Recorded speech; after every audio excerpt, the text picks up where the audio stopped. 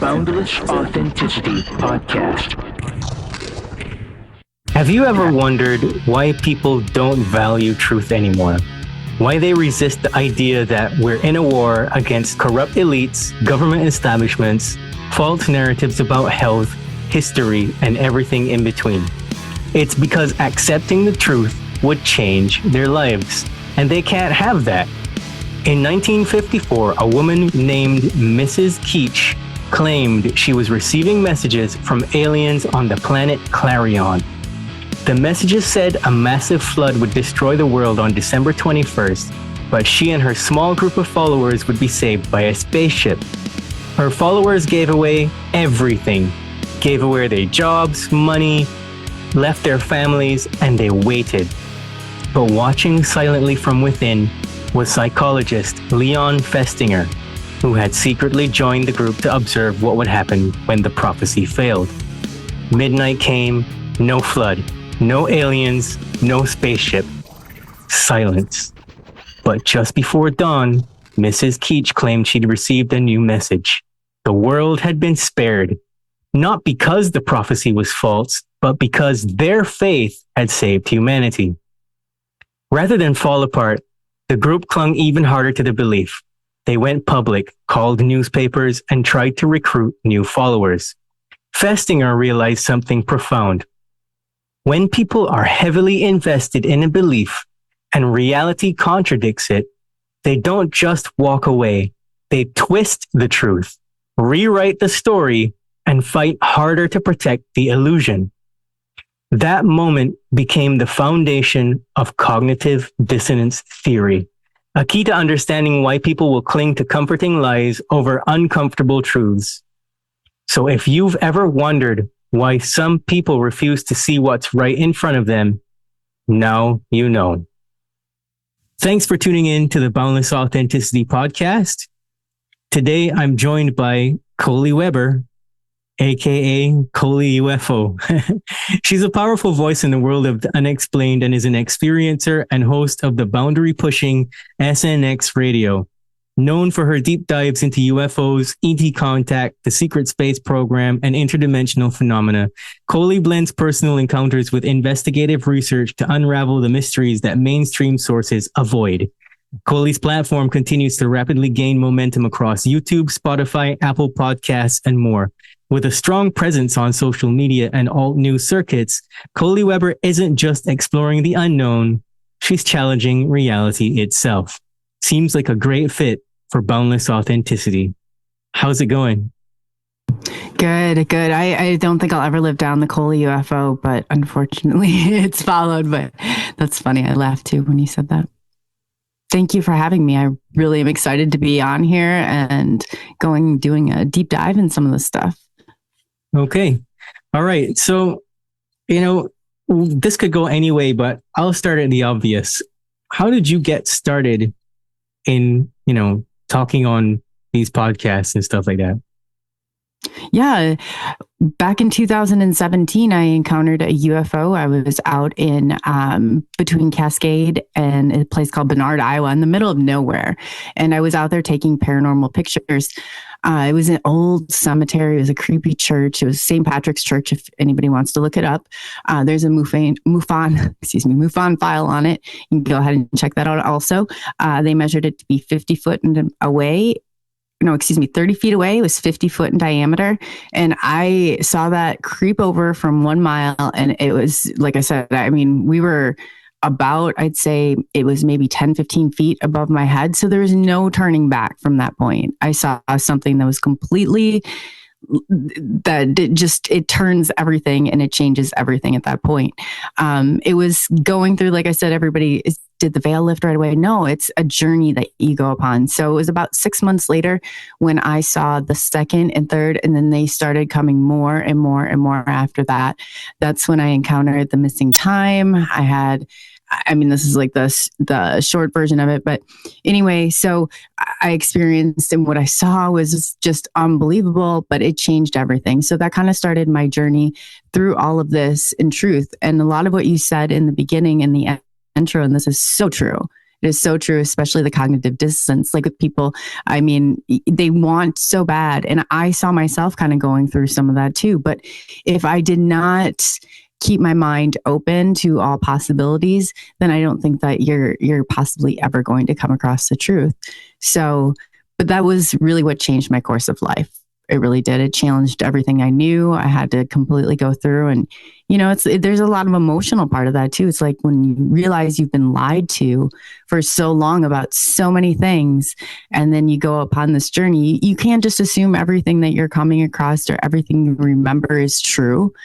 I mean, too, you have a psychological background with things, and it's like you don't remember every second of every day. And when you're giving, just memories that are like so chopped and so distorted in so many ways, but yet you seeking the truth. And that's, what started me on this whole journey. I didn't necessarily like coming out as the UFO lady. No, I did not. That was really uncomfortable for me.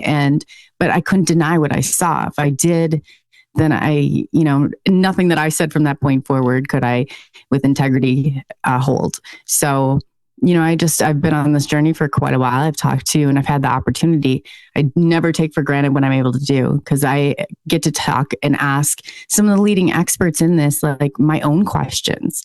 And so it's definitely, been a wild ride, but I wouldn't, trade it for anything in the world. Yeah, well, my question through all of that is, why the fuck does the veil have to lift at all? Why can't you just see a UFO and move on with your life? Why is it that everybody that sees this shit suddenly has to be a fanatic? Because I remember driving through California in the middle of the night, actually almost midnight, and there's a bunch of red lights in the distance, and these things that look like UFOs are just going close to it, zipping and bobbing and going around. And I was like, oh, cool, fucking spacecraft, great, let's keep driving. And the driver of the vehicle was like, that's it? That's your reaction? Yeah, you didn't think there was going to be UFOs at some point in your life? What's wrong with you?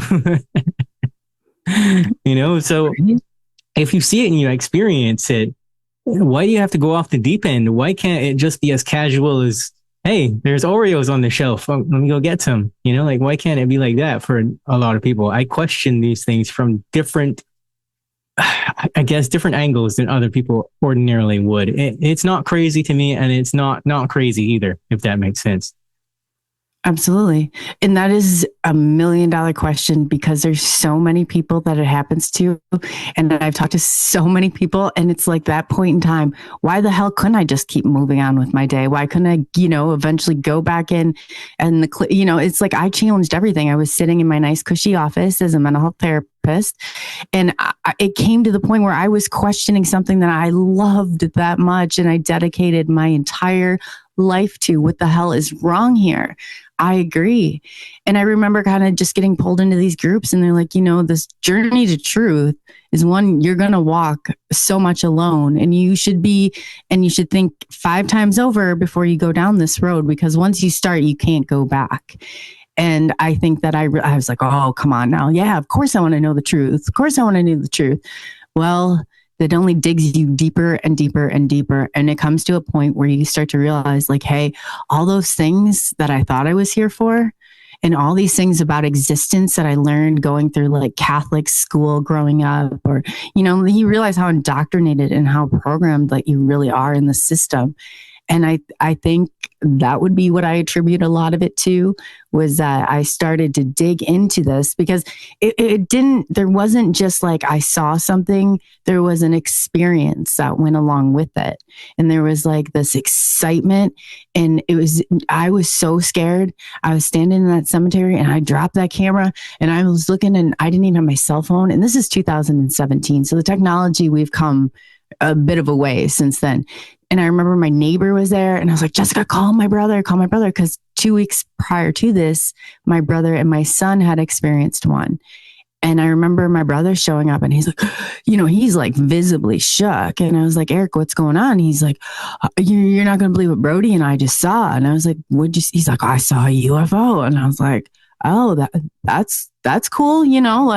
Okay. So then fast forward 2 weeks, I'm in that cemetery, and I'm like shaking like a leaf the first time I saw it. And it was like coming, and it was just like creeping slowly, like over and over and over. And I was said to my brother, what would you do? Like, this for you, what would you do? He's like, I stay there. And I was like, yeah, looking back on that, no, the hell he would not have. He would have been out of there in seconds. So I just going through that, like I was so excited to see that. And I had like this neck surgery that I had gone through and all of this stuff that I'd gone through. And it was kind of like it shed like new excitement onto life. Like I was like almost like looking, and I started paying closer attention. But not only that, I started then like going into physics and learning all these things that I never would have even had an interest in prior to this. So again, I don't know if it was like an intervention that needed to happen but I do feel like I am fulfilling why I am here, if that makes any sense. But that is a great question. A great question. Thing about it is I didn't even really ask you a question. I just kind of said some shit. Well, it sounded like a good question to me because it does happen. What you said is so true. It is so true. And you do, because I'm not telling you, like I was out there and I knew if there was a light out there that wasn't a street, I knew what it was. I knew every single like street light. I knew where everything was. And I went out there at the same time and I started learning from other people like Christos Rapallo. Was like, he taught me how to signal. I learned how to like draw them in and, call for them like to come and invite, like there's this whole like other process to this. And I was out there. You're right. It is. It's like an obsession. It really is. Like once you encounter that, it's like, why is it sometimes like you have those split second encounters and it changes everything? Because that's exactly what happened. So I would love to hear what other people say, because this is an ongoing theme. It really is. Like, you're like, why can't you just like walk away and act like a normal person? And you don't have to go into every single room and ask people you don't know if they've seen UFOs everywhere. It's just a part of it for some reason. And I would love to know, like, if this is a government and this is some sort of mind control, I still want to know.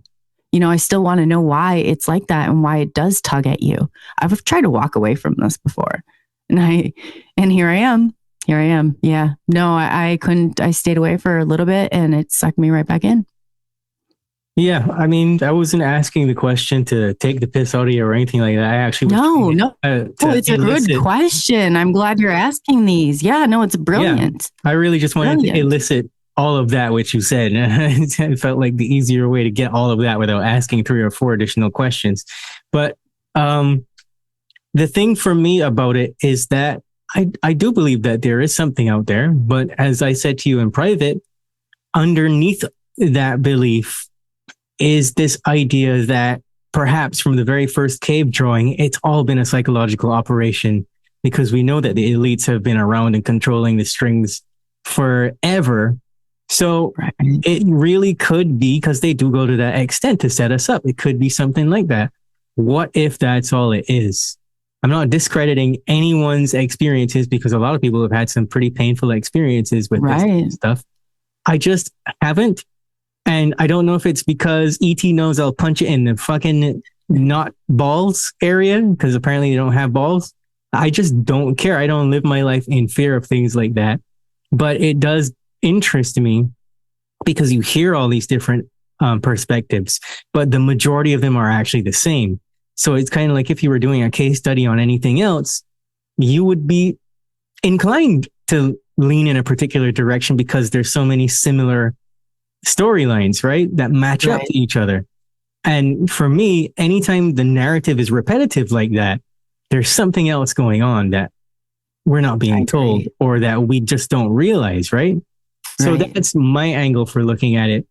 And I've had a couple of other experiences as well that it have made me question things that are simple, like rolling over to one side of the bed and blacking out because I noticed there's a really bright white light coming through the window, and the next day didn't feel too good. But that was all there was. Nothing else happened. Walking my dog outside and have it take a piss, and then this big bright white light comes out of the ocean and starts frantically zipping all around and spotting the light like it was putting on a show for me. And I think before that happened, I had been messing around with the CE5 protocol, even though I'm not a fan of Stephen Greer at all. But again, just for experimental purposes, putting my own shit to the side and trying a thing and realizing, okay, maybe there is something to that. because time stopped. There was an obvious time distortion. And it's like, wow, I was out here for a whole hour and absolutely nothing really of, note happened except for this big bright white light. But my dog didn't give a shit and didn't seem to notice that anything happened. And nobody inside the house missed me for that time either. I was like, okay, I wonder what that's really all about. There is something to this. So I'm just very curious, and I don't think that I'm ever going to be able to accept a reasonable explanation for it until one of them actually comes to me and says, hey, we're not trying to jerk you off and take your semen. We're not trying to put you in a hybrid program. You're not a fucking starseed. We exist.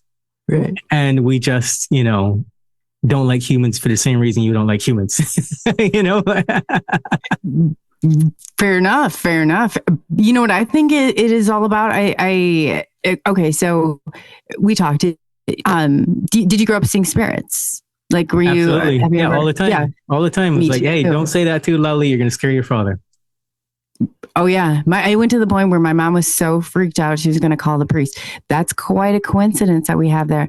Also, did you have any sort of special learning when you were growing up? It doesn't matter if it was like the gifted and talented program. It doesn't matter like what it was, for everybody's got it, like different stuff like that. What I think and where I'm going with this is that I think there's certain characteristics in people who are able to see this phenomenon. And like you said, CE5, Greer is the dirtiest person that I have ever come across in my entire life. And I've seen the documents on it. Comfortable enough saying that. James Gillian, Peter Slattery Maxwell, all of them use a CE5 techniques because those CE5, like you're talking about, that's exactly in a variation on how I was able to learn and call them in. So there's always like elements of truth to all that, but I think they're trying to identify certain individuals down here. And that's about, and there's enough compelling evidence, like, with the SSP and all of these, like MK Ultra type programs that are out there.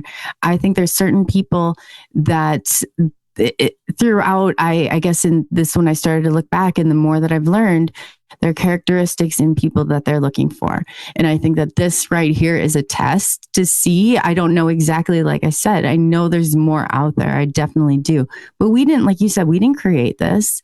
Do I think that there's a spectrum? Are they good? Are they bad? Definitely that crosses everything. If I were just to assume everything was good, and if you were to say this at one point, you would be like casted out of this community. And it's just, you have to realistically look at it from all perspectives. But I do know that prior to seeing one, and experiencing it, but I do think you've gotten closer to that place. Like maybe I wasn't necessarily like, I was like cheering for the nickel tour. Like I should have been careful about what I asked for, because that right there. But I think maybe if you let that down, you might go just a little bit further into it. But do I think we're seeing what we think we're seeing? Is it like what we imagine it to be? Absolutely not. Absolutely not. But I do think that those are put there. And from everything that I've seen and all the evidence, I can conclude they are looking for certain individuals in the community. I mean, across all of your communities. I do know that we're being ID'd in many ways. And now we got AI that's going to play into this too. So, it's all been set up before. They have had they knew the internet was coming. The government holds your technology 40 years before you get it. You'd be crazy to think they didn't have control mechanisms all along the way. You'd be crazy to think this box that they tell you to poke on out of, they didn't construct for you for very good reason. Because you can't have free thinkers. You can't have people that aren't programmed, because that's a threat. And that's the last thing that they want. So I do think that there are people down here that are different. Why they're looking, I don't know. But I imagine that it is to contain and it is to control. And for whatever reason, like you grew up seeing, I did too. It was so intrusive at one point, but that's where the paranormal, it's like, if I asked you if ghosts exist, what would you tell me? Do you think they do? Or? Yeah, absolutely. All those things. Right. Because you've seen them, right? Yeah. No, I'm telling you, there's something more to this. I don't know exactly what it is, but that's one thing the government can't control, are those spirits. And I think that is really the most fundamental point of this episode in itself. It's that there's something going on, but nobody actually knows what it is. And I don't think that anybody out there that's saying that they do They're just as lost as well. Like you just called some names, Peter Slattery and James, etc., and they're pretty close to it. But even then, it's like they have a limit, a cap on their information about it, right? So Absolutely. That's where it stops for everyone. And it can't be a coincidence that that's where it stops for everyone, including the so-called experts, right? Right. You got these people like, what's his name? John D'Souza, that claims to be the real X-Files guy. And Lou Elizondo, who claims to be a whistleblower. And I'm using the word claim for a reason because you're never out of the agency, right? CIA, do you know that's a whistleblower? Yeah. CIA counterintelligence. That's insanity. That is total insanity. Oh, that drives me all insane. of the names that are positioned as experts are agents. You're never out of the program. Once you're in for life till the day you die. And whatever it is, is scrubbed after you die, right? Right. So, you shouldn't even exist with the CIA. The fact of the matter, you should not exist. And that's the way they like it. And that makes it even more compelling as something to continually dive into with an open mind. Because as you correctly said, the best belief is no belief at all, because that's how you're going to find the truth. Somebody that's interrogating someone's not going to incriminate them immediately and, be like, I believe that you murdered this person, fess up. And that doesn't work. That's on TV interrogation, but in reality, that's not how it works. So I continue to walk that line very carefully. And there's a lot of fraudulent individuals that I think we all are coming across. One in particular, I'm talking about Nancy Thames, who I have had on this podcast, but that episode is now gone because I have absolute certainty now that she's a fraud. Good for you. Good for you. Oh, she's off the charts. She's attacking everybody. When somebody tells you they have to see things the exact same way you do, run for your life. Run for your life. Yeah, I mean, what else do you say besides that? That's essentially what she's doing. She's making people believe that she has the 100% unarguable truth. But really what she's doing is just typing questions in the AI and copy and pasting to all her platforms. Even the books that she claims she's written are all AI generated and she doesn't know anything. If anyone that has listened to that episode with her, they would realize that I was asking questions and she couldn't answer the questions about what she'd written in her books because she doesn't know, because she just copy and pasted the information. And she's basically going on a war in the community, the podcasting community, the UFO community, saying that if you're not with her, you're against her and you have to choose. It's insane. We spent, what did we do? Stayed up to like 2-3 in the morning? Oh, for sure. Her ass. Yeah. Because as soon as I was like, there's others out there and I started reading more and more, I was like, this is only getting worse. So we took a deep dive into Nancy and it was yeah. And I did. And I asked her straight up. I sent the text messages. Nancy, then if you are DOD, show your badge. Like I don't care if it's like, show me just like a stub of, did you have like a name? I mean, there's something, you got a trail of something. I don't care what you have to black out your address. Just show me some evidence. She said, no. And I said, then I'm going to assume you're lying. And she said, I'm not showing. And then I said, that's so stupid. Anybody I've asked for evidence, they cough it up instantly if they're telling the truth. They'd be like, hey, I might not be able to show you much of it here. Let me just screenshot a part of something, But no, there was absolutely nothing. Yeah. And so we found out that her only credentials are she's a dental assistant who was contracted by a company that hires dental assistants, and they just happen to do 1 or 2 checkups on some random military personnel. So there's a lesson in that for anybody listening.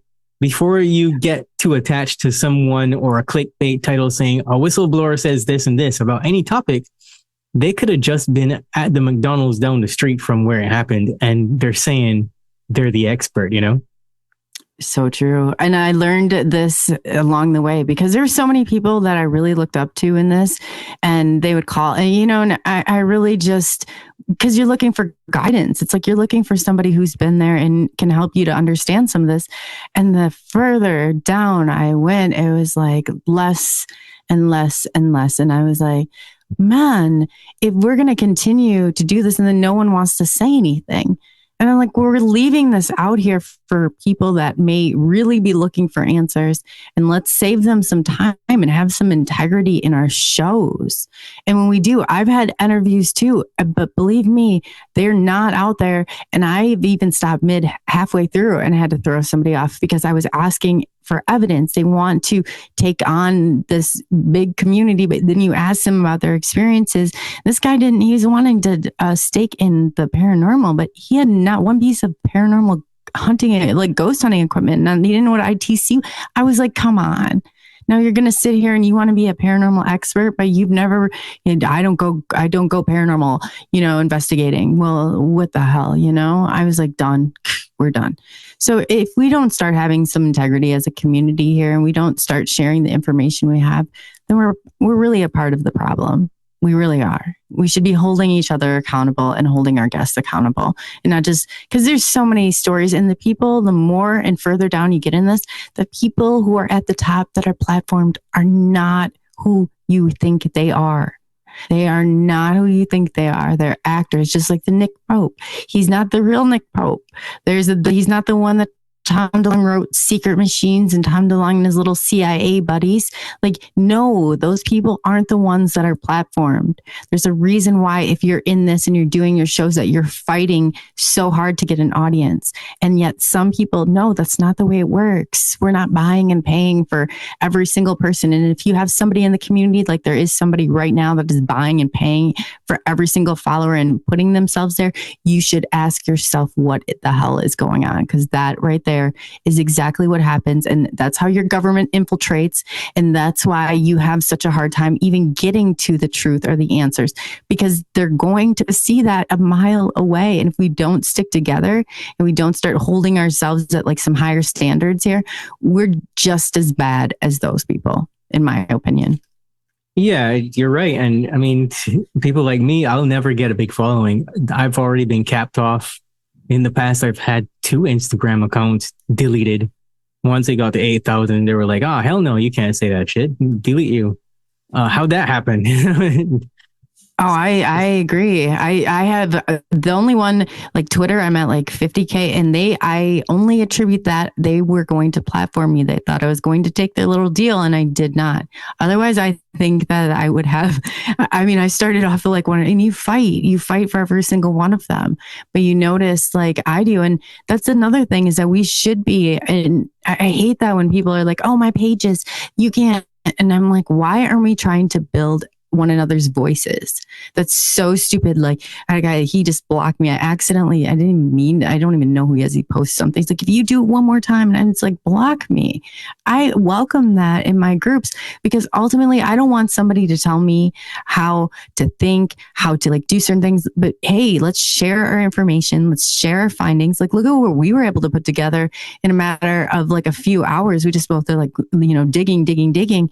And that's how really we should be among one another. Like, if we're not going, you go one, you go all. But I mean, the people that are out there and you're like, oh, views, oh, I can't say that, then I'm not, I'm not the support person for you. I'm not a good ally. I will not, and I cannot. But, like people like you and me, we're the ones that really like need to be joining across here, especially to get the truth out. Because that's why I'm really in this. It's not like I really like just, there's something, we're triggered on a reward system. Everybody's brains is. And that's what I'm getting as my return, like my favor.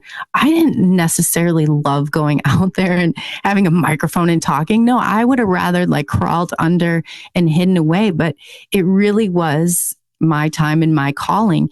And if I wanted to find answers, this was the best way that I could do it. And if I wanted to help other people, this was where I felt like I could offer that. I could offer them, maybe save them like 6 months of their life of research, and, maybe point them in different directions that I found. Because it's not easy. This stuff is all that's smothered down there. You have to really dig and dig and dig. And it is too. It's like, I can't even believe it looking back. I said all these grades I got in high school for stuff they were making us memorize, and it was all bullshit. And I'm like, so all these years, of nonsense and going through the system, let me save somebody some time here and like point them in the right direction. But then again, like you said before, if that narrative goes against what they want to be so badly true, they stand back because they're like liable to short circuit here. So that's another realm of this whole thing. Absolutely. I can't remember if I said it to you, but I'm really starting to think that maybe the Gnostic texts are right about 50% of the population just being bots, automatons that are attached to the hive mind that can't really think for themselves if they wanted to, I stopped wanting to wake people up years ago. It's like you said, this podcast is about helping people who are on the path that I am on not have to do 10 years of research, but, the fraudulent people are just, they're everywhere in every arena, and it's hard to figure out who's telling the whole truth, half the truth. So sometimes you just kind of have to go with it and hope that you deliver a good message and you get people in a position where they're going to think critically about what they just heard and not regurgitate, because I absolutely cannot stand that when you say something and people just parrot the narrative to others. It's like a podcast is kind of like playing a game of pass the message. You ever played that in school? You give the person in front of you a note. Yeah, like a game of telephone. Yeah. And by the time it reaches the last person, it's completely different than when it got to you. So there's all these fucking idiots that are experts, and really, they've just listened to a bunch of podcasts, and a podcast is like a Cliff Notes. And I've told this story before. I'll tell it again, just for you. Like in school, we had this English lit assignment, and the teacher was like, "It's okay, you can use the Cliff Notes to do your assignment." So of course, what did everybody do? They went out and forked out $40 at the bookstore for the Cliff Notes, and everybody failed. Everybody failed because they regurgitated exactly what was in the Cliff Notes. There was no thought, comparison, imagination, critical thinking, nada. And we were like, okay, well, why didn't that work? We said we could use the Cliff Notes. And I just kind of figured out, what? Anytime you try to shortcut anything, you're going to end up with shit results. So it makes sense to read the whole book and go find out for yourself, right? But people don't want to do that. They want to be lazy as fuck. And this topic, arguably, is too serious to just take the Cliff Notes. So true. So true. And if you haven't experienced it for yourself, you have to realize that you're missing an element in this too. It's like, I would never tell somebody, okay, so I could tell you all day long how it feels to fly in an airplane, but if you've never flown in an airplane, you're not going to really, truly, wholeheartedly get the what's going on. But two, if you have flown in an airplane and nothing's ever happened and you think that nothing ever can happen, then that's a distorted reality also. Everybody's going to have a subjective viewpoint on it. It's inevitable. But when we realize everything that we think and we're not remembering second by second by second, we have to realize there is a distortion.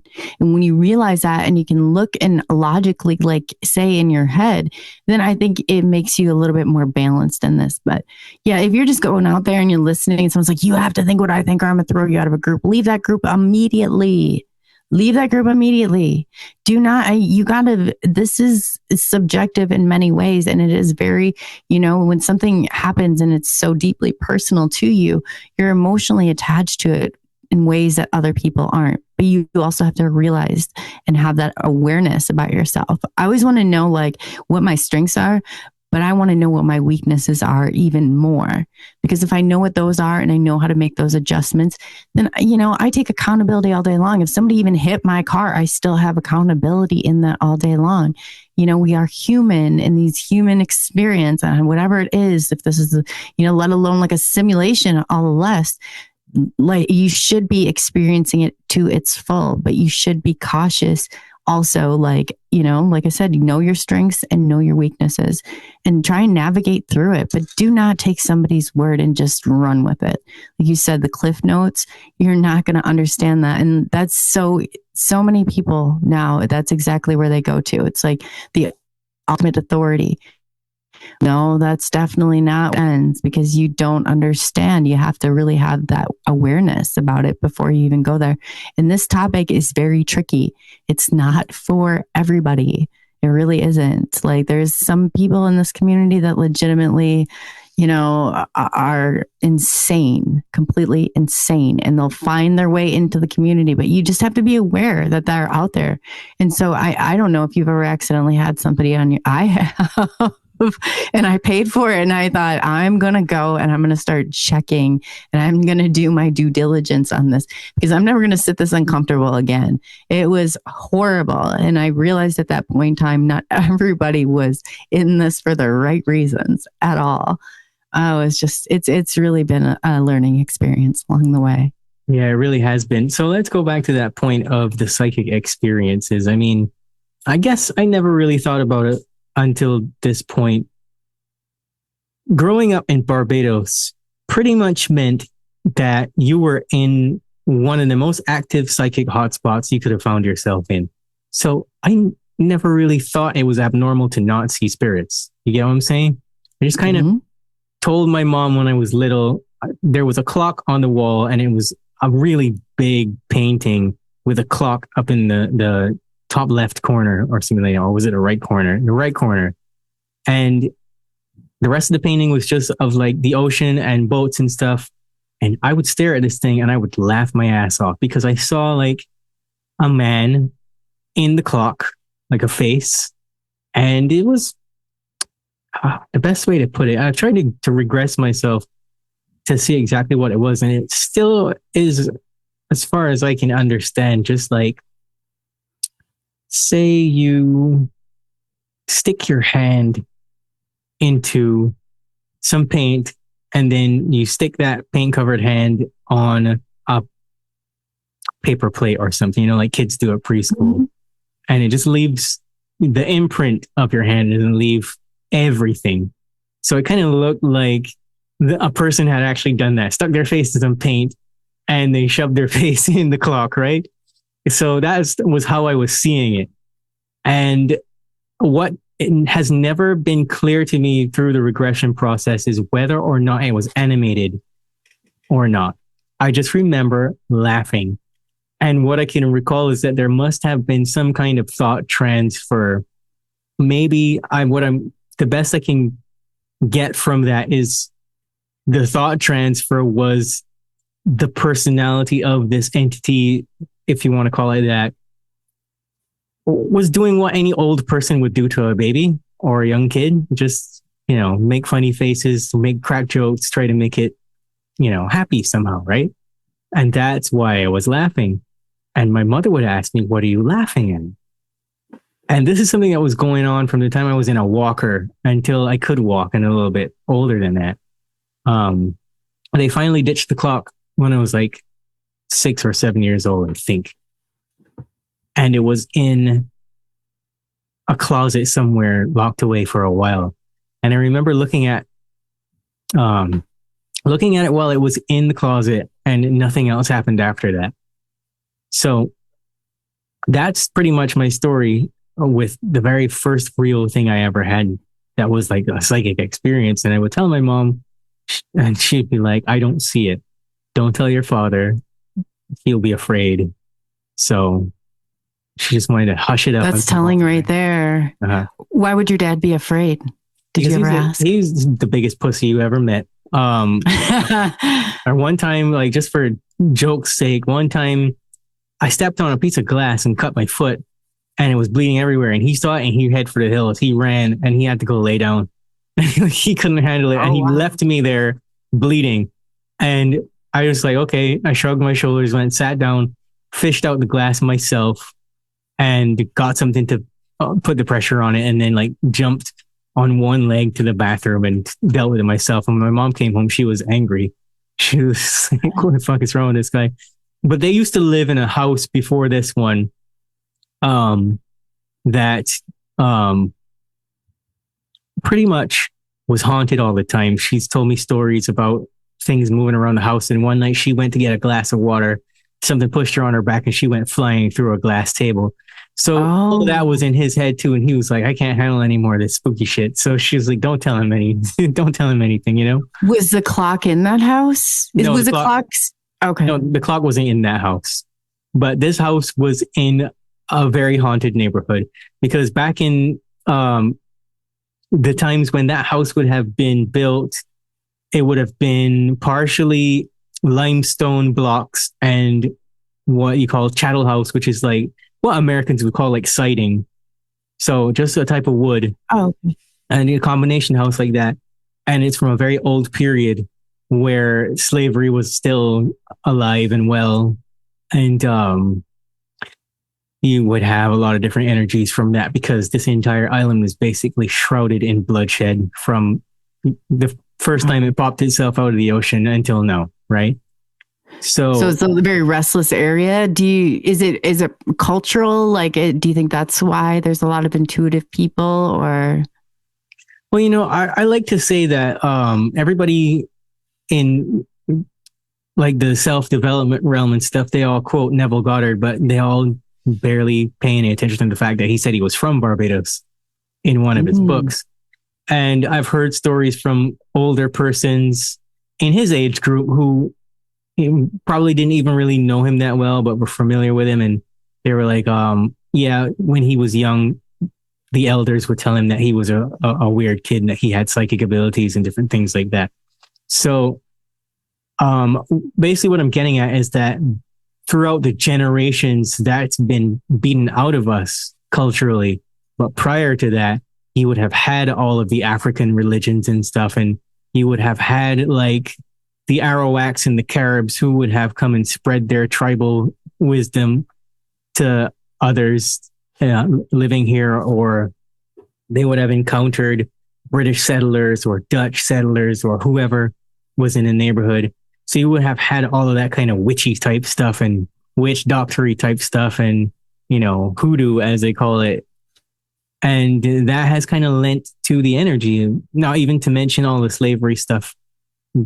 Basically, Barbados is where slavery was perfected and then taken to the rest of the world by the plantocracy, essentially. So at least during that time period, we know that it existed before that. But, you know, when things fell apart and then, you know, we did this whole thing again, that's when it popped up again through that period of time. So culturally, a lot of the folklore is rooted in slave stuff. You have things like the steel donkey, which you just hear it chains dragging and hoofs on the asphalt, basically just clopping along, clop, cloppity, clop, clop. And you look outside and you might see this thing or you might not see it. It's very common to see people in period clothing, whether they are in slave clothing or like servants in the house, black pants, white shirt. It's common to see. I've seen coffins in the middle of the road and just done my best to like floor it and fucking get out of there as quickly as possible. You know, there's lots of stuff like that around here. So I never, back to my point, never thought it was just abnormal to see stuff, you know? Right. But other people didn't want to talk about it. So you asked me if I was a gifted child. I would say yeah, and also no, because circumstances. But I also gravitated towards music at 9. By 10, I was playing. I just saw myself playing on stage and I didn't know what it meant, but I just knew I was supposed to do that for a purpose. And that was how I ended up getting into occult and spirituality and conspiracies and all that, because I lived in different areas that basically I had firsthand experiences. So when people talk about all the Diddy stuff and the music industry and how it is in 2025, I'm like, yeah, I lived through that 15 in 20 years ago. Oh, right? yes. I lived out in LA and everybody knew about it. I get it. It's an open secret in LA. You walk down the street, everybody knows what's going on, yes. They just don't talk about it. And Nashville was the same thing. Everybody knows Nashville is full of drugs and human trafficking, and nobody says a damn thing. Like everybody knows that half the people that are famous in Nashville are CIA operatives. And, these are extremely good looking dudes. So it's hard to believe that they're ops, just, and they're actually, they can actually play and stuff. And it's like, yeah, well, why would you Why would you put somebody that sucks in the mainstream in front of everyone? Because it would be obvious they would start asking questions. Who the hell would listen to them if they couldn't play, So, everybody kind of knows that stuff. And it just baffles me that it's a topic that people want to talk about and they act like they didn't know. It's been going on forever. It was actually way worse. I remember in the 90s, it was worse. Probably was worse in the 80s and the 70s because the internet wasn't around, right? So they didn't have to hide it that much. They always figured, most of that stuff will get lost in translation to new technology and stuff like that. All the footage get thrown away or whatever. So when it comes to that, I've lived it. I had lawyers that were like, you don't want to get involved in that shit, man. You're not that kind of person. And I was like, what the fuck does that even mean? And so that was kind of like how my cherry got popped to the ways of the dark demonic music industry, where the ET stuff is concerned, or entities, for example, where that overlaps, like angels and ETs and all that, the ambiguity there. I've had experiences up until, I wouldn't say recently, unless you call like 2020, 2021 recently, in the middle of lockdown. What I would do is I would just get on Instagram and I would play music, write songs, open up my recording software, and kids would come in because they all, are at home. They wanted stuff to do. They would talk to me. I would red pill the fuck out of those kids. I'd be telling them, you know what, there's an elite banking system that's in charge of the government, et cetera, et cetera. They were like, oh shit, I never thought of it that way. But I would be teaching them how to write songs and put stuff together and let them give me the lyrics and things like that.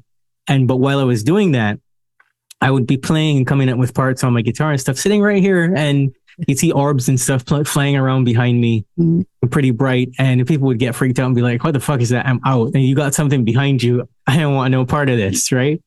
So you name it, I've probably experienced most of it, except for abduction. Right? So, do I consider myself special? Nah, not really. I've just always been a pain in the ass when it comes to narratives and things like that. I've always been ahead of the curve. So part of you can't be programmed. Part of you can't be programmed. Yeah, basically. Either. Yeah. I call myself a degenerate. I'm the kid that was kicked out of the class. I'm the kid that sat in that corner. That's me. But that's why it's me. I think no, but there's something they're looking for in you and in me for whatever reason. And as humble as, and is like, it's a lot for me to digest too. People are like, oh, you're just from that small town. And yeah, why you? That's exactly what I want to know. That is exactly what I want to know. And that's where I think we're at too. Because what better way than to not drift? Because we've been kind of taught, like, like all along this way, it's not just about you.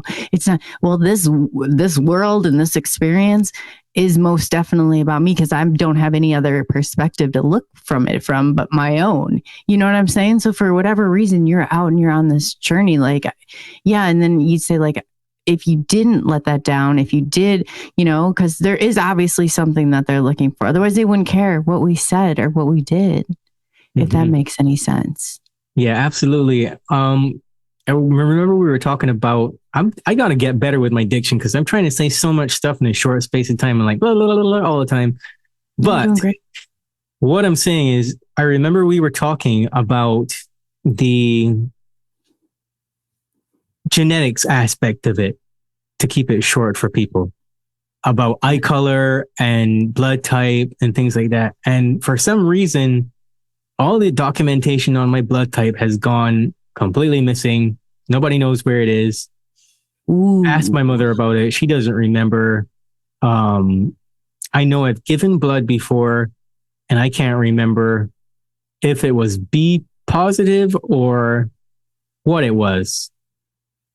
So I remember when I did give the blood, it was like for a family friend, and like I was the only person that they could find in the whole island that had this blood type. I do remember that.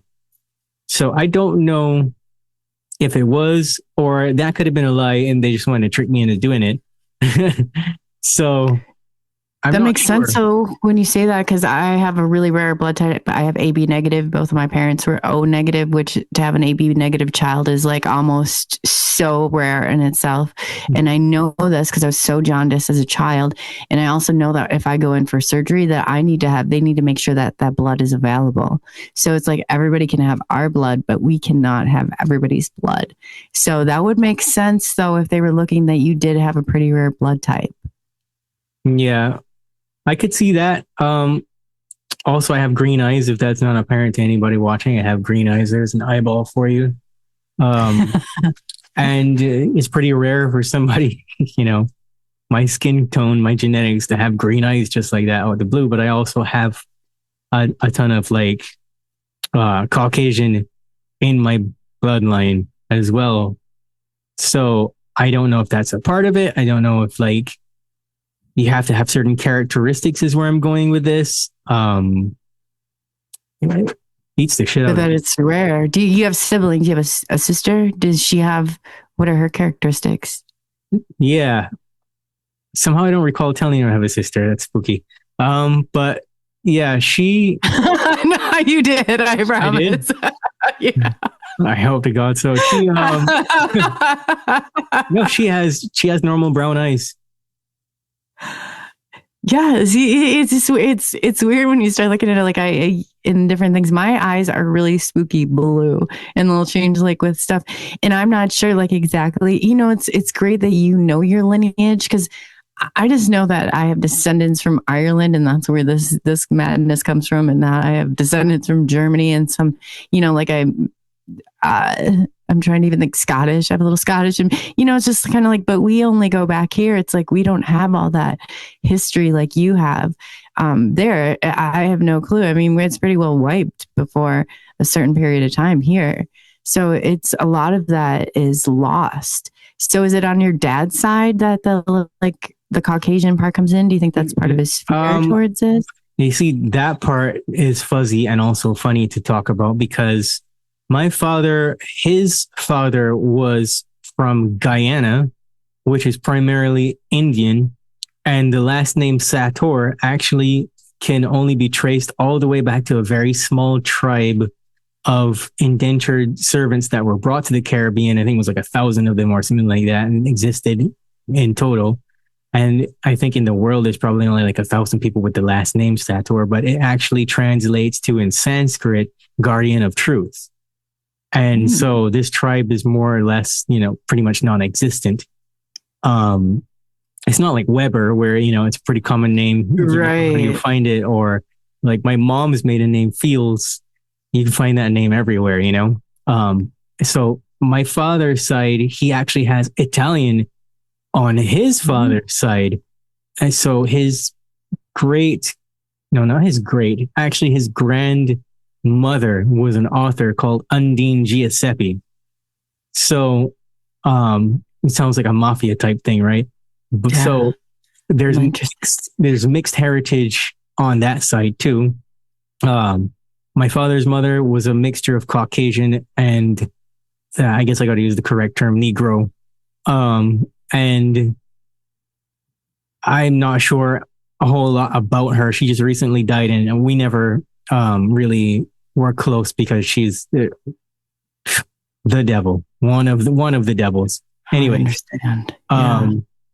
Not relevant to the point. On my mother's side, that's where the Caucasian really comes into play, because there's a lot of Caucasian and Indian mixed. So my mother's mother is the product of a French white guy and an Indian lady from India. Okay. Mm-hmm. So those genetics got passed down through that pipeline to me, but then also on my grandfather's side, so my mother's father, It's the same thing, Negro and Caucasian and Indian mixed, but through different mixing patterns, I guess is the best way to say. My grandfather's real father was some kind of a Negro guy, or I think he was like what do you call that? I don't want to say mestizo. That's the Mexican thing, ain't it? Mulatto guy. He was mixed.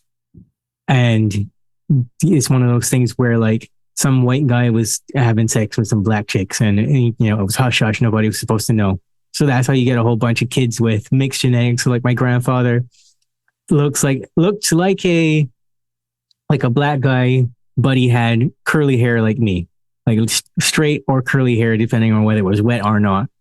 And then his brothers and sisters were all mixed. So I remember Aunt Sylvie, who also had one blue eye and one green eye and blonde hair, right? Wow. So you got all of this mixed genetic stuff. And back to the point, deep breath, I think that maybe something with the eyes or the way the genetics is mixed has a lot to do with it, because there seems to be a lot of genetic anomalies involved with this.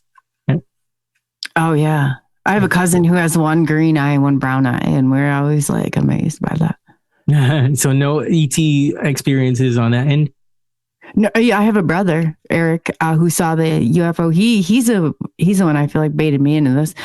He was telling me, and he was kind of going really into all this stuff, but he's had similar ones. He's not very comfortable talking about it. He listens to my podcast and stuff like that, or like the radio stuff. And he's like, it's so funny because in chat, he's like, I'm telling people that what you're saying, because he knows, he experienced it for himself. I had a grandmother on my dad's side, it would have been paternal grandmother. Her and I were just like this, and she we had Rh negative blood, and she saw the first UFO. What I think is really interesting is that she saw the first UFO, but how the technology in these UFOs have drastically changed, over the years, like what I saw compared to like what, some of the generations before have seen. I mean, that part of it makes me a little bit skeptical. But she was very open. She was able to like hold something in her hand of somebody's, and she could tell you all about it. I grew up and I went to seances with her, as like I had an aunt who read like playing cards, and, so I didn't necessarily I went to Catholic school, private school growing up. So you can imagine the conflict right there alone. But I think, that part of it, maybe I was open more to the existence. I just remember though, as a child, I was so afraid of skylights in houses, because I thought that that's not really necessarily normal, because I didn't really know. But my mom will even tell you, as crazy as she is, she'll tell you about the skylights and how I always thought that. And then I started to really like kind of reflect back, like, different periods. And I was like, where exactly does the paranormal and ET and all of these other things, like where are they combined? Like not necessarily, and people will come to you like in spirit form. And I can tell you how they come to me and look to me like at that point in time, but I'm assuming like their soul doesn't look like they looked here walking on earth. So I often too like wonder how much of this is kind of screen memories, or maybe like, is this like the, because you think about the source and all of that too. I just feel like it's the paranormal when I see that so much more, because I'm in the here and now. I'm not, off. But I do know that I've had missing time, just like you have. But I watched a clock one time flicker back and forth, and it went from 5 to 5:40, and it was like that. So I was like, wow. But if I hadn't seen that clock and I didn't know exactly how long, and just things like that along the way. So I call them points of reflection. I'm not exactly sure, like I said, it's really a trusting game and a game and all of this, but for some reason it wears on all of us. So it must be important. It's not like it tugs at you along the way. Yeah, well, we wouldn't be here if it wasn't. Right? It's kind of like fucking Toucan Sam or whatever his name is. Follow your nose. You remember that? Yeah, Toucan Sam. Yeah, you're right. Yeah. The Fruit Loop guy. What's interesting about that scenario though is like, So you mentioned you had an aunt that was into psychometry, so she could take that thing and take an object that belonged to someone else and tell you about that person. My grandmother could, yeah. Oh, your grandmother. My aunt used to read the deck of playing cards. They weren't like tarot cards; they were a deck of playing cards, and that's all I really remember. What else went on in your family? Did you have both parents in the same home or what? Oh, when I was growing up, yeah, my parents, we were like, that divorce back then was taboo. Like, you just didn't do it. We went to the Catholic, it's like every Sunday until I was 16 years old, or I'd be grounded. We were going to church, whether I felt like my parents, like up until that point, I didn't really know who they were growing up. It was more like you lived by the standard. And if you went against that standard or children did this or that was embarrassing. Now we think, that's insanity. My parents were total shams, like growing up. Looking now, because I really thought, and I had all these like expectations about the way things were supposed to be, but that's only what they were letting us see. They didn't let us see all, and then I remember the first time I heard them like drop the F-bomb and I was like, oh, I can't believe that they did that, because that was like a sin. Or if you said whatever, it's just like all of these constructs all around. And so I felt a little betrayed when I really started seeing the truth. Because when I was in fast forward, so my son, he's 17 now, so they would have been getting a divorce around the time that he was born. And so once they did, it was like, my mom thought she was like Girls Gone Wild or something. I mean, then I was like, man, you told us we couldn't even wear skirts that weren't like down to our knees. And that's not even crazy. They measured them. They couldn't be like above like 3 inches. Otherwise you were sent home. And this is the way that things were back then. There was a little bit different. I mean, granted, we didn't have all the security cameras like pointed at us like we do now, but there was still always control. Do I felt like they were being authentic and genuine? Absolutely not. No wonder they got divorced. They were probably miserable. If you're not being authentic and genuine, then you're probably pretty miserable is the way that I see things. But that there too was a little bit for me to digest and going through like these people that you're supposed to, trust. And then I thought, man, I got some screws loose too. Cause Santa Claus, like people are like, how do they get by with all these big scams that are going on? How do you get everybody to buy into this? I was like, you know what? Why don't you send your kid around at like 5 years old around your neighborhood? Go have them ask your neighbors all around if Santa Claus is real or not. And you tell me if anybody breaks the news to them and tells them, it's like, that's exactly how this happens. So. I can't help but laugh. It's so true. I know, right? Yeah. 2 questions. Have you ever had any hypnosis done or regression to try to recapture those memories? Absolutely not. And the reason I don't is because I worked as a clinical therapist for 7 years prior to this. And I know how manipulative and being in that state. And also, too, I know that I'm easily and susceptible, and which I am well aware that I will go under as a medium, will go under hypnosis very, very quickly. And it's happened before to where I was very shocked by that. So I don't want anybody taking me on. And do I necessarily... This was hard for me because I used to say, oh my God, this happened, right? And I need to figure out what this means. And I need to know what these memories mean. And then the more I got into this, the less I needed to know. I needed to learn how to be patient. That sometimes things, and I don't get the answers right now. Like I want to see what's in that Christmas box, like right now, it's like I needed to learn that when the time, I couldn't force it. I couldn't force anybody else through it. So I just started to less and less like focus on those things because in any memory, they're skewed. Then I started to tell myself everything you tell yourself is a lie because it is. We tell a story.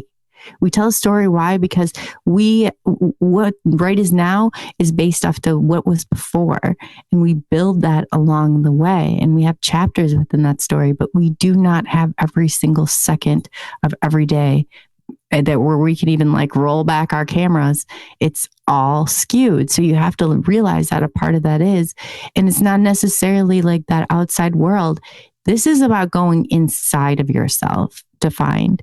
And this is about going deep inside. And I think a lot of times those things, those points of reflection along the way are just a way of either like confirmation, or it's, kind of like a clue, like, we're on to something or whatever, but it's also a part of this world. So it's not like, I don't know. And this construct here, it just fascinates me sometimes how people are like, oh, science. And I was like, does science apply anywhere else but this creation on Earth? Are we able to even explain any of this scientifically? Because that to me says that we're going in the wrong direction. So I guess in a long, lengthy or short is that people need to start to look inside themselves, go within. It's not necessarily something we see with all these like human senses, but it's something that we need to look, for within ourselves, I guess is the best way I have to answer that. Okay. So the answer is no, you're not going to let me regress you. Oh, well, you know what? Hey, I'm not that I'm not curious about it, but would I go and I see, can you do regression? That's my job. I mean, if you are, I'm totally open. Really? Oh, hey, no. If I see now, would I go out in the community here and do it? No. If I knew somebody like you yourself that are out there no, I would not have a problem doing that. But I don't know as if I would even know anyone around that other than like you saying that I would really like have been, I'd be like, I don't really care about it. But here's the thing. I'm curious about it. Yeah, here's the thing though. I think everyone has their own pre-programmed idea of what hypnosis is. And what they don't understand is that if you're sitting at the bus stop waiting for a bus, you're in a trance state. The normal state that your brain should be in. And I'm trying to choose my words carefully because I'm a professional. And I want people to have a good idea of what it really is. The normal brainwave state actually is alpha. We are having a conversation that requires a lot of thinking, quick thinking. So right now we're in beta, but the subconscious mind needs you to have your brain trigger alpha 7 hours out of the day or more to deal with the massive amount of input that happens. So could you imagine using one of these shit squares that we call a mobile phone? I guess you get induced into a trance state much faster because of the amount of input. Prefrontal cortex deactivates within 90 seconds or less to kind of accommodate the immediate input of information. So what's happening during that is your hippocampus is actually like a tape inside of a tape recorder. Everything you would ever need to know would be in there. And I don't think that something like this needs to be handled in a stereotypically clinical way. Essentially, all you should need to do is close your eyes, have me relax you. And when I say have me relax you, have me tell you what to do for you to relax yourself. And then take you to somewhere that's pleasant for you to be because you want to bypass the critical faculty, which is just the doorway to the subconscious. I'm sure you've heard this before. Once you get access to that, you're either going two directions. You're either going through memory imprints or you're going through the initial sensitizing event, which is a period in time that imprinted some memory on you where you felt traumatized, some emotion, usually negative.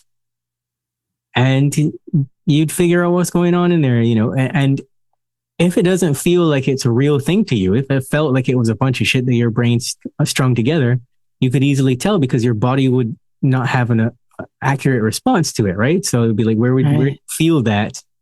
But you would be having, you would be having abreactions if it was actually terrible, for example, like an abduction, or, you would have a familiar feeling if it was real.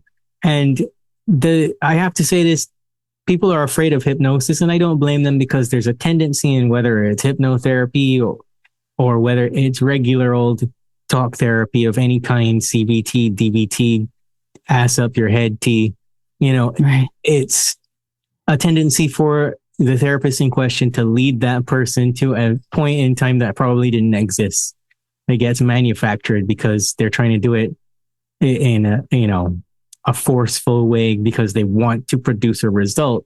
And behind that, it's a good intention. It's not nefarious. They want to help this person have a breakthrough, right? Because they guaranteed a breakthrough, but it doesn't always happen like that. So I would probably take a much simpler route because there's either something there or there isn't. And you would know if an alien poked you in your butt when you were 9, you would know if an alien craft came over the house and sucked you up into a ship. You would know. Would you know if your government was the one that was experimenting on you? Would you be able to tell the difference? You would recall the fragments of the memories. And I kind of liken the government stuff to a similar process as the MK Ultra, if you understand what I'm trying to get at. Yes. And that's what makes me think that you and I are onto something very taboo and specific when we say, what if it is a psyop that the government is running? Because it could just be people having recollections of government abductions. You get what I'm saying? I don't think there's an experiencer out there that will tell you that they do not think a certain percentage of this is government related. Otherwise, I'm going to say that they're either like something's impaired or they're not telling the truth. Right. So back to the point about the results of the hypnotic regression, you would be likely to remember, but you would even be more suspicious if you did go through a very light trance state, because you would hit a government cap. That's a possibility. Or the memories would be so fragmented, it would be painful for you to recall to a certain degree. Either extreme emotional pain, extreme physical pain, or an extreme reluctance to go to that place. And that in itself would be enough to be like, I see. There's something there that could be uncovered on the rational cognitive level that you could probably figure out. But it would be to differentiate between imprints and images that are put together from memories that you had, stories that someone told you that you imagined while they were telling you, television shows, et cetera, right? A lot of people don't realize that when people are watching shows, your brain can't decipher between what you're experiencing and what you're seeing on TV. It's recording it. I've been hollering about it for a decade. Nobody's listening. No, especially the video games. I'm like, now they're becoming more and more, and you're putting them right in front of there, and your brain cannot distinguish between the two. Absolutely. You're right about that. Absolutely. So, yeah. Well, let's do it. Like I'm totally game. Like I'm down. Like I said, I want to find out the truth before I'm not going to be like, oh, well, the merry way along the way that this might not be.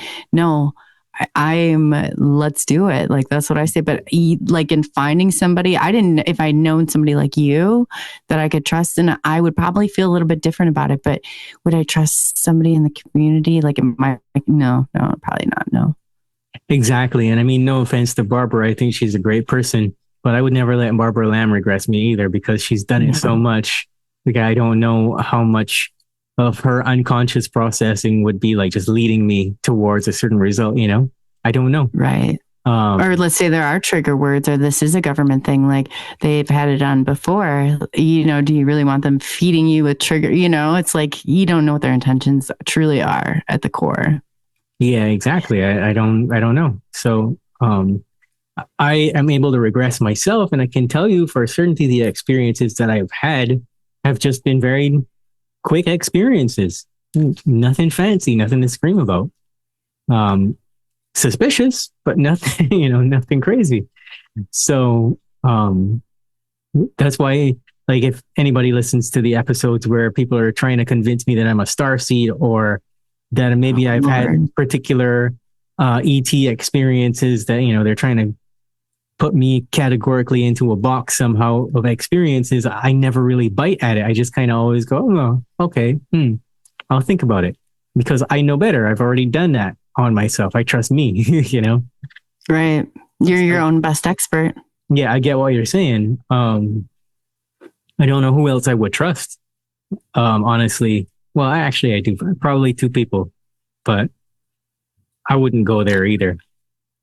No, not on the kid. They would really have to be, because like you said too, it's like, even if you do reach out, I just remember my buddy, he left the Mormon church, which was huge for him. I mean, he feared this. He had so many brothers and sisters, and they totally just exiled him out of the community. So he finds a support group, and he goes to people who have been outcasted from the Mormon community. Well, guess what happens? All of this stuff starts happening in his house. He's getting stuff he's got stuff on his carpet. He doesn't know what the hell's going on because he's like basically hiding from his family. Well, push comes to shove, he finds out that the person leading the Mormon support group wasn't ex-Mormon at all.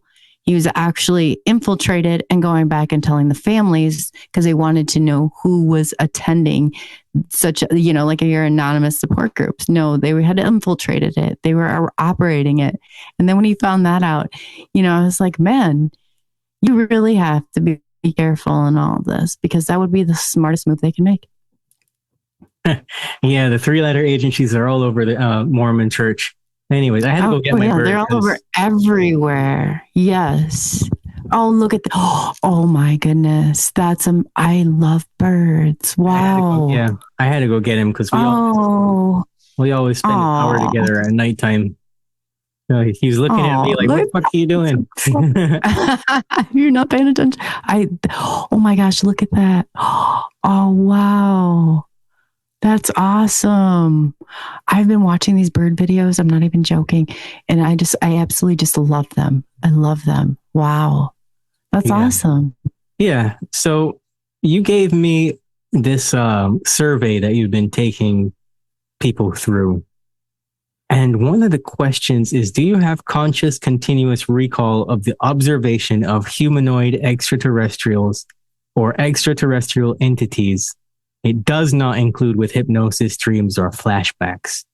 How often do you get the answer, no, but I did recall this in dreams that seem real?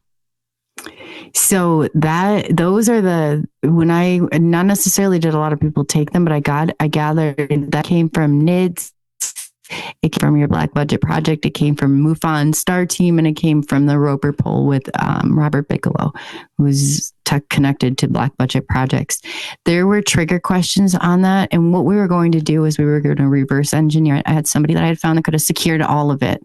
So I go and I get this group together, and there's from people from all across the world, like somebody in Ireland, and if anybody knows what it's like to organize to get one person from like the UK, Australia, and all over the world, it's not easy. We're like going to Greenwich time now, like trying to figure this out in days and whatever. So finally get it all together. And then I find out that nothing other else, there's a CIA counterintelligence guy that has already been collecting this. But the only question on there that I could find that warranted a trigger response to put you into the next level was, have you been in close proximity with a craft for a period of time? Now, that's not very specific, is it? So I think that was an identifying question. I'm not sure, as if, like I said, the other ones, that was the only one that I could find across the board that maybe kicked you off to the next level, if that makes any sense. That is a very non-specific question. If somebody asked me that question, I would be like, what exactly do you mean? Do you mean, have I seen a craft in broad daylight where there were no interruptions to time, or what does that mean? Well, I think that is what triggered a response. So that either put you in the category of like level 2, or that either so I think there's like all these cross checks that they have going on with things. And so I just remember that the Star Team contacted me.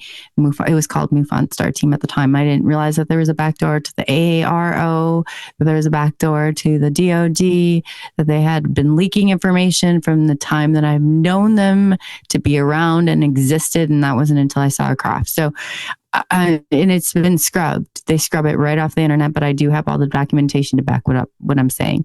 So that right there, I think then they'll put their next level, because MUFON, they're like, oh, we're doing a great job. We're out here. Well, if you're out with MUFON right now, you know what you're doing. Shame on you. You know what you're doing, because you know that you got shut down, your systems got shut down, and the Secret Service came marching through and shut you down for 3 months last year. You also know that then additionally, the FBI was also involved in there. They all know.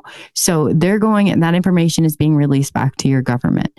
So I just think that that's just like another layer in this. And for whatever reason, they're trying to identify certain people. There is something undoubtedly that they are looking for.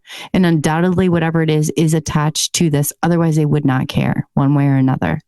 But it definitely is. Now, would I have, speculations. I have my own ideas, but do I have anything that I would be like willing to say, like, well, undoubtedly not, past this. I think that we all need to kind of get together here and figure out, like, hey, do you have a rare blood type? I ask people that and they probably think I'm insane. Or, hey, did you see spirits growing? Did you have any paranormal connections? I'm asking those questions because I know from all the people that I talk to in grouping and gathering all this stuff, that there are certain characteristics among us, and not all of them. It's not all of them. But I ask all these questions because I'm trying to figure out, like what category or what is it, what's going to trigger off and get me to the next level here where I'm able to get and figure out maybe getting a better and bird's eye more perspective on it. But like, this is, where I'm at with it. It really is. And like I said, if they didn't shut that project down right away, I would have thought it was complete nonsense. But it was enough for them to like wholeheartedly go in there and shut it down before it even started. I see.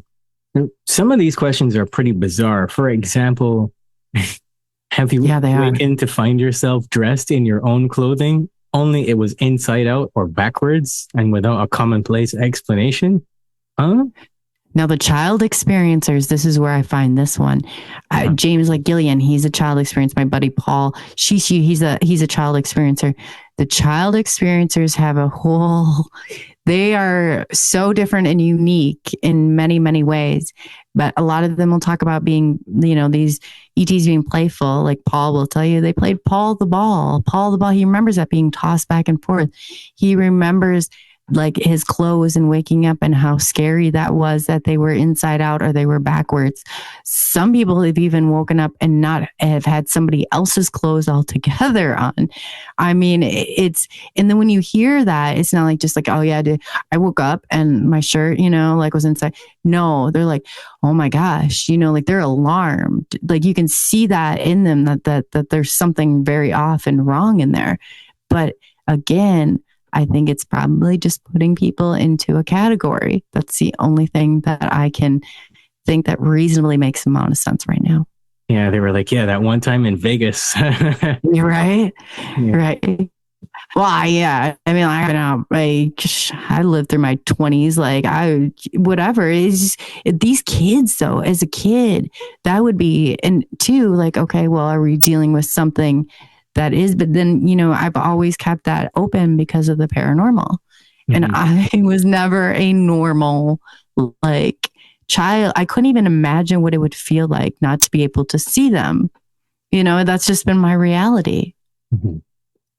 I feel like because my mind has been retrained in a way to see the opposite of every statement and every question as some kind of an insinuation or a suggestion. When I read some of these questions, I kind of go like, that's a very strange question to ask for many other reasons than just what you're trying to ascertain. Because they say, do you have conscious memories of moving through the air under someone else's control? And there is no commonplace explanation for this. Okay. Someone else's control. He didn't use the words a suspected extraterrestrial or anything more specific. Someone else, like who? You and Cameron? I mean, you and your government like projects. That's where I think that they're putting people in even further in categories. Is when you start reading this, it's not all alluded to ET, is it? It's very interesting. Right. And these are the questions. I combined all three of the surveys, and these include all the questions that I handed to you or gave to you. Right. Yeah, I could see that. And some of the options are no, but I recalled this during a flashback. So who ordinarily, if you take the extraterrestrial phenomenon, paranormal phenomenon out of the equation, who is normally having a flashback? A person with suppressed memory, right? Mm-hmm. Yes. So why is that person's memory suppressed? Is it due to ET technology, or is it due to engineering, mind control?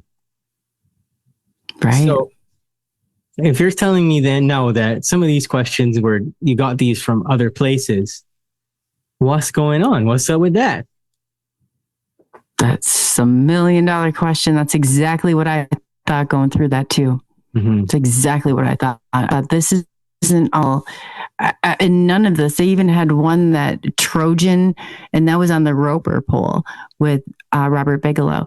And you look at Bass Aerospace, you can look into that too, and the module and how he's connected with NASA and all the 9 yards. But you look at that, that's very interesting to me. Because then some of it will say, oh, that's the trigger word on, but it's not even spelled correctly. But I was going through and then I started to kind of dig on some of it, and it was causing a reaction in some people.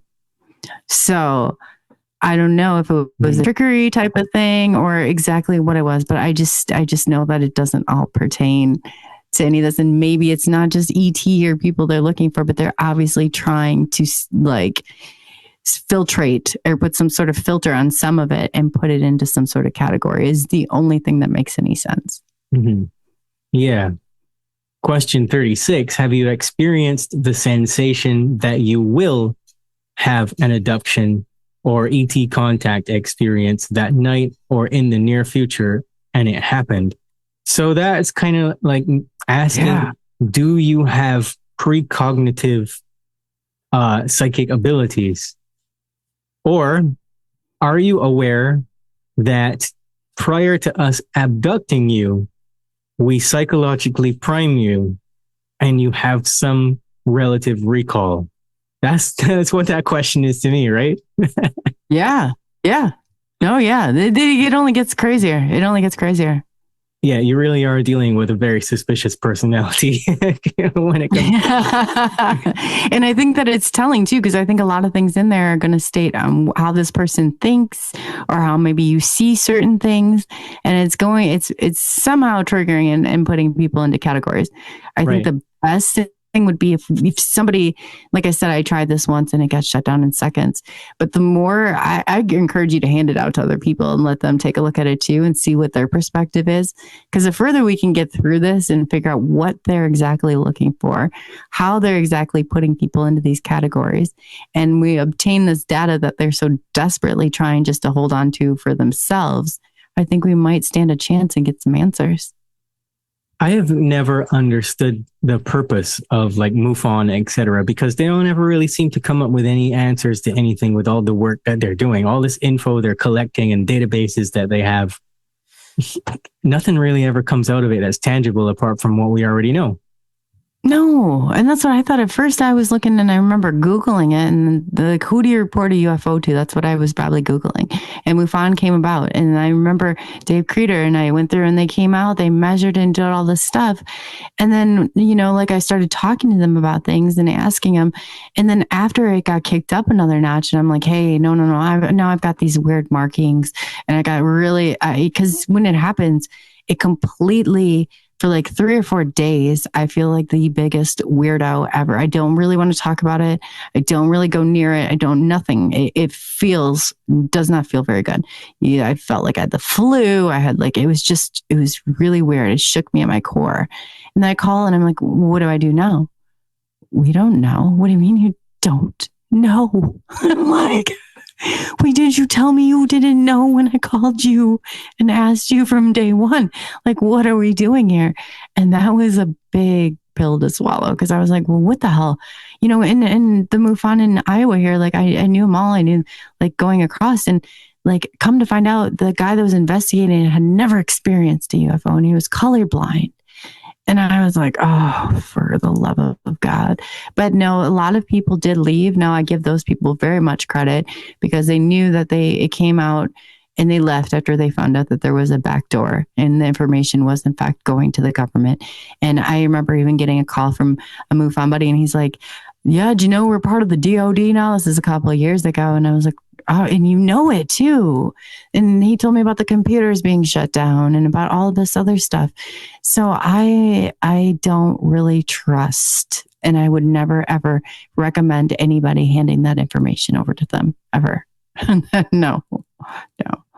And as sad as it is the person that I've even shared information with, we're no longer friends because one of the people that he investigated, he's calling me and he's like, I said, did so-and-so tell you what MUFON is and where the information's going? He's like, no, they told me that during that time that they had a different cell phone company. And I was like, no, they didn't. I've had their number now for like 8 years. No, that's not the truth.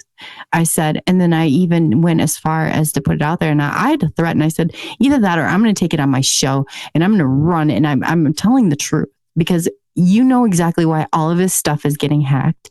You know exactly what's going on. And yet you're still covering it up and you're just a stinking volunteer. And not necessarily do you have to have any experience to be that volunteer. I don't get it. And it doesn't make sense. Yeah, not a lick of that makes any damn sense. None. As you're talking, I'm just trying to pick it apart a little bit and it's not adding up. Nothing's adding up. If anybody that's listening to this can think of any questions, send it to me. Yeah. Or if you have any input or you realize or know anything like that it has to pertains to this, please pass this information on because it's going to take a lot of eyes and a lot of people going through and analyzing this. And, because it doesn't make sense to me. And if it doesn't make sense to me, then I know that I just don't know it well enough. Right. And also I have this saying that I tend to go by, which is if it's true for me, it's going to be true for a bunch of other people. So if it doesn't make sense to you and it doesn't feel like there's any truth in it, then how many other people feel the same, and they're just not saying anything because they don't have an audience. Get what I'm saying? Right. Or nobody will listen to them. Yeah. Or they haven't come across anybody that, and they don't have the access to the people like maybe you and I do, where they can ask and find out this information and ask, some of these questions too. Mm-hmm. Yes, I agree. Now, question number 38, have you attempted to signal and or call in ET vehicles and had one appear? Now, this is why after that one time I did that CE5 thing, I never did it again because I realized something. Okay, if I want to hear from you and I've been sending you messages, you're going to get to those messages when you have time to reply. And it's the same thing goes for anybody else. If I want to reach them, I can call them. If I don't get them, they'll call me back. But if the ETs are looking for me, they know where to fucking find me. If they're all knowing and all this other shit, I'm here. But you have free will. Anytime. If friends can come by unexpectedly and ring my bell and be like, hey, let's hang out. ETs can do the same. So why should I have to invite them? That's what I didn't understand about that process and that narrative, especially coming from, because the first time I heard about it was probably like 2010 when I first became aware of Stephen Greer talking a bunch of shit. And It's the first thing that stood out to me was I was kind of like, if aliens exist and they know all this stuff about humankind, they know exactly where the fuck I'm at, That's true. But if you think about it like this, like I know with any time of work I do with people like spiritual work, I say you have to set your intention. You have to meet permission. So I think now I don't know the rules, but I have seen like where there does seem to be a set of rules with all of this like madness and I don't know either. Like I didn't necessarily, but it wasn't until I said I wanted that tour. Did I get that tour? And not necessarily did I say, come find me in a cemetery because I did not. I had no intention, but it was within a certain period of like a few miles of where my brother and my son had seen one like 2 weeks prior to that day. So in some way did I signal it in, but I do know when I go out there and I do my little thing and I've been out there and signaling with tactical lights and all of that there's certain lights that I've found and I've tested it over and over again. There's a certain one that I had that would bring down black helicopters. And I had I'm talking about like 6, 7, 8. And one day I was trying, I was like, what is going on?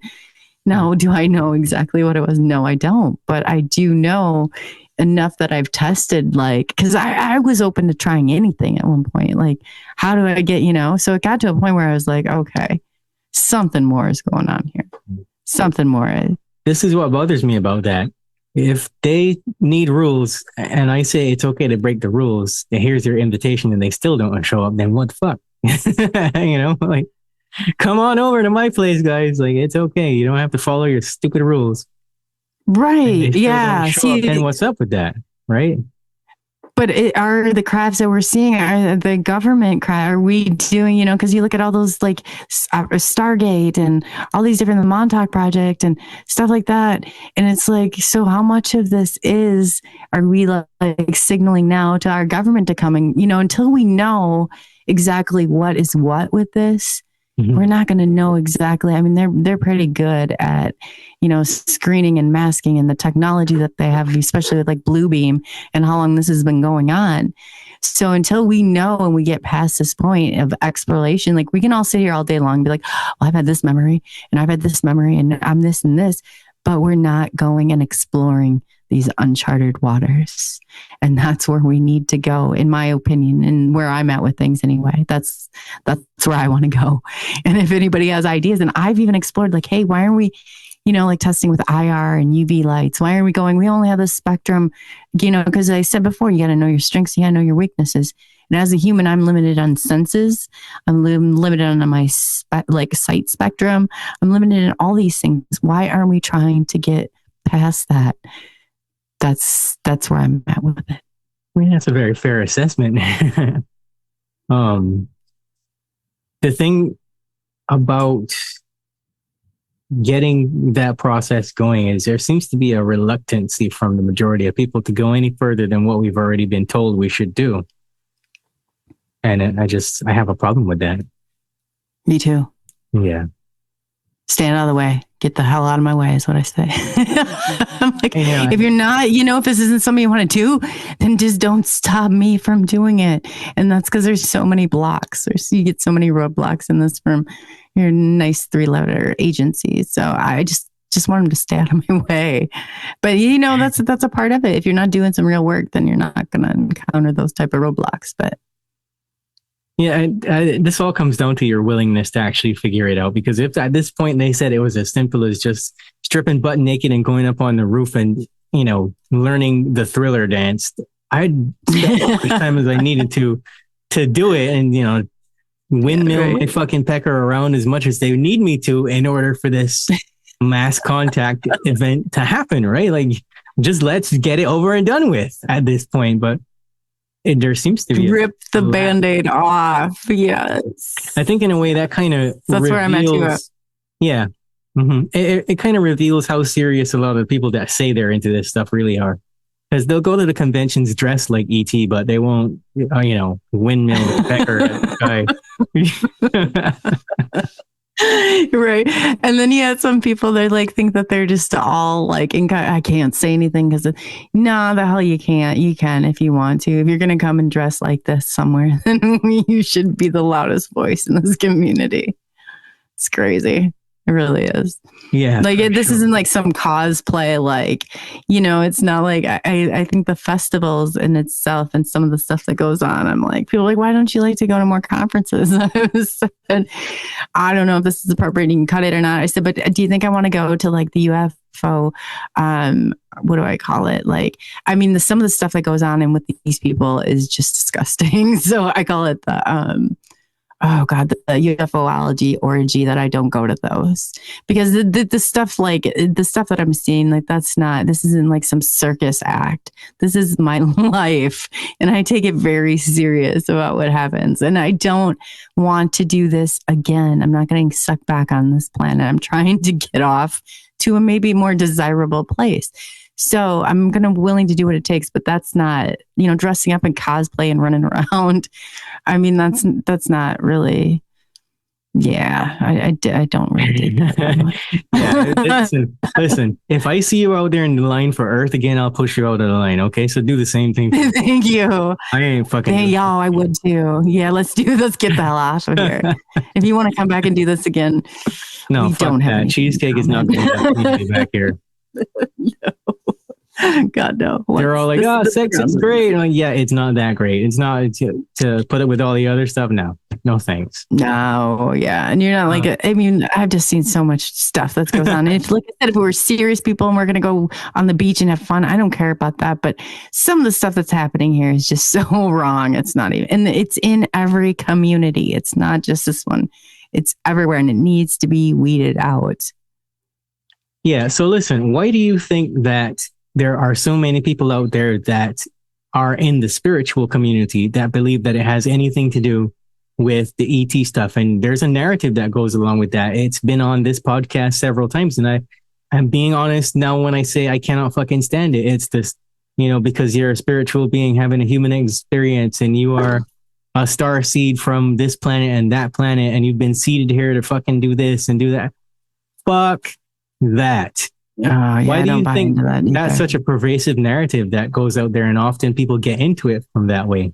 Sorry. I think that's where I started though. I think this is just like where I started and I felt like I ditched that really quickly, but it was kind of like, that was the only like thing I could find and I just kind of had to go layer by layer. But yeah, I couldn't even say that with a straight face. Like when I hear the star seeds, I think that they're probably just either starting or they're just regurgitating that information is what I do. It exactly is that. It's regurgitation.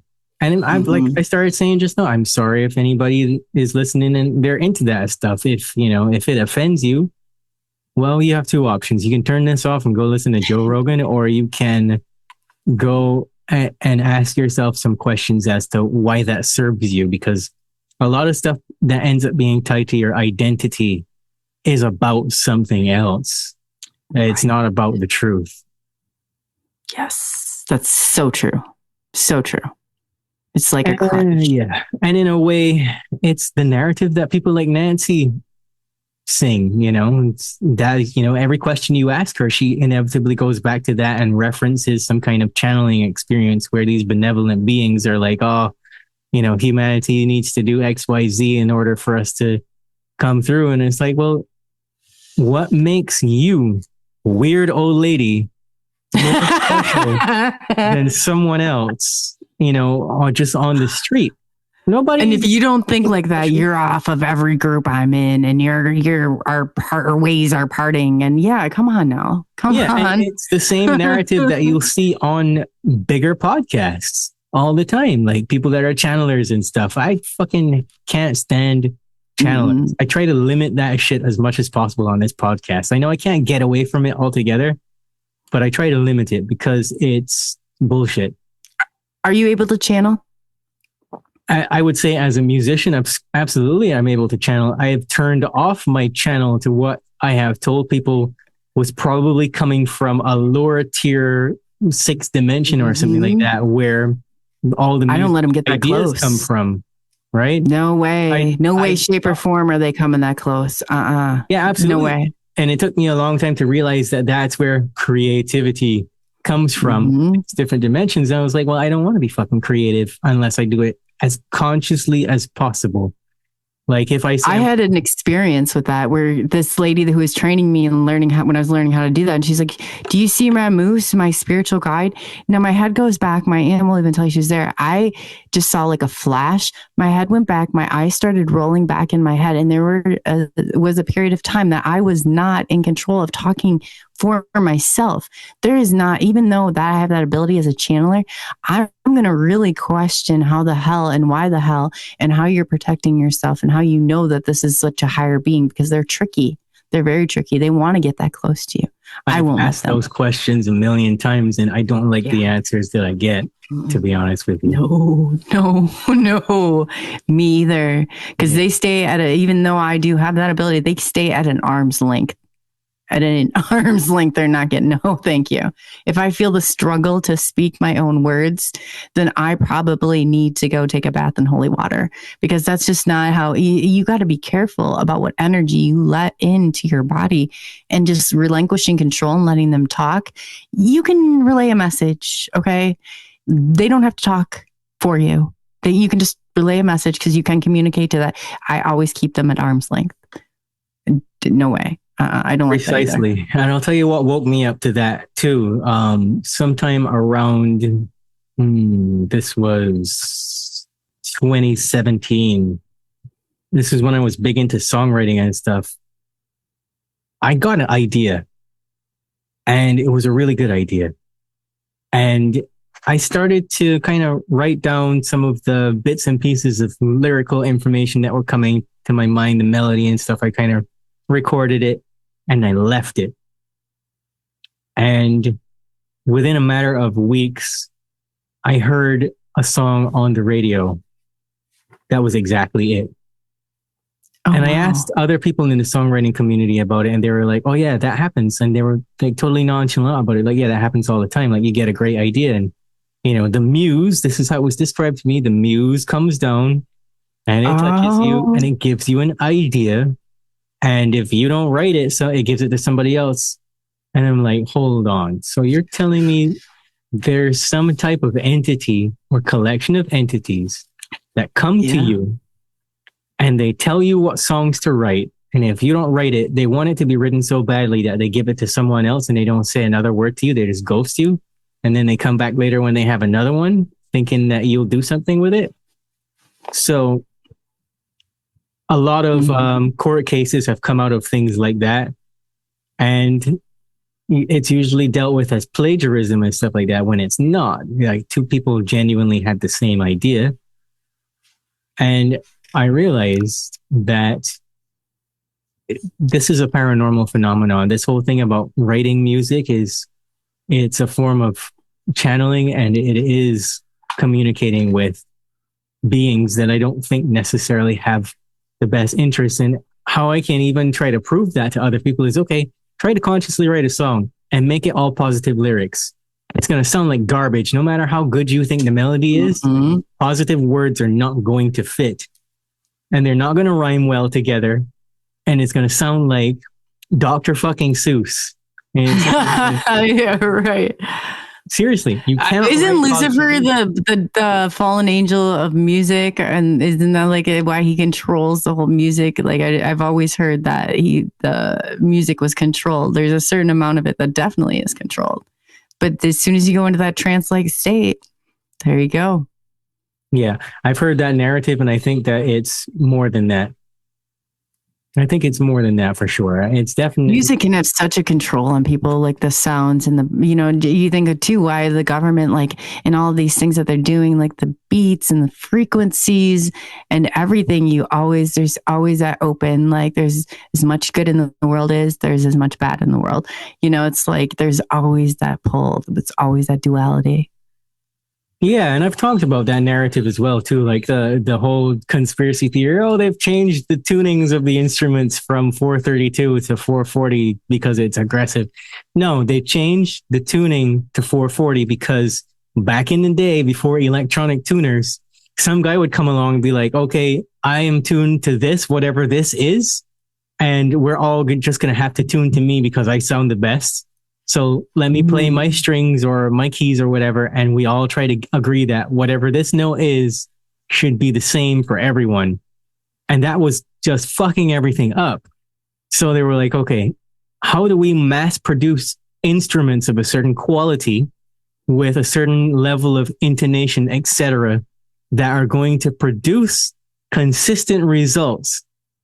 So we all tune it to this because it's a lot harder to keep it intonated and tuned on a particular pitch in this whatever we were using. That's all there is to it, right? In fact, there's songs by like the Steve Miller Band that I very popularly use that example all the time.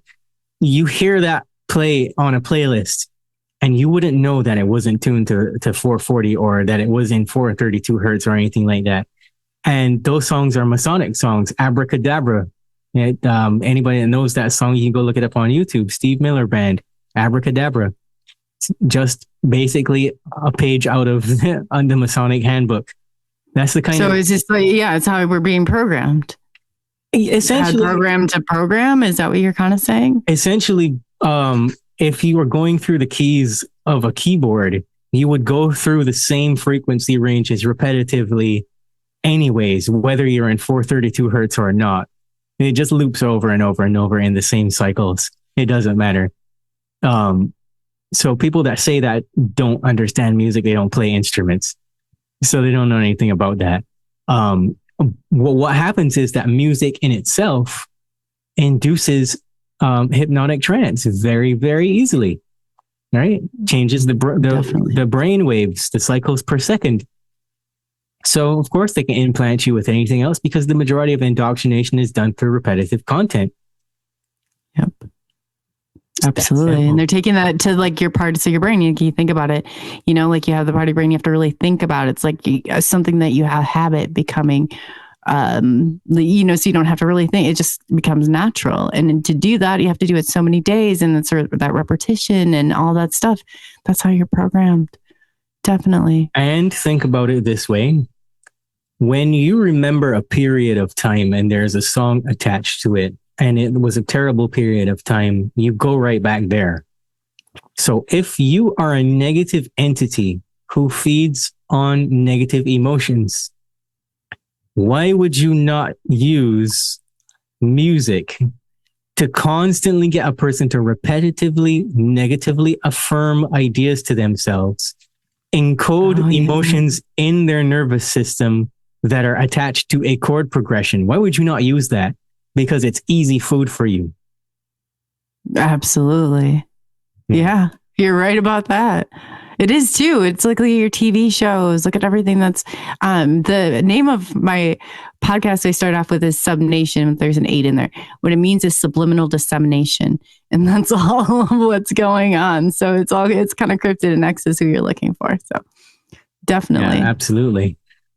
Okay, so I wanted this to be an hour long, but we've been talking for, what is this, almost 2 hours? Oh my gosh, time has flown. Yeah. Yeah. So where do we go from here? I would love to do some further work with you, especially like in this. I really appreciate all that you're doing and have done, and I've seen your due diligence, and you've hopped right on it, and you've got like such a courageous, like, you know, outlook, and you're going and you're doing the things that we should be doing.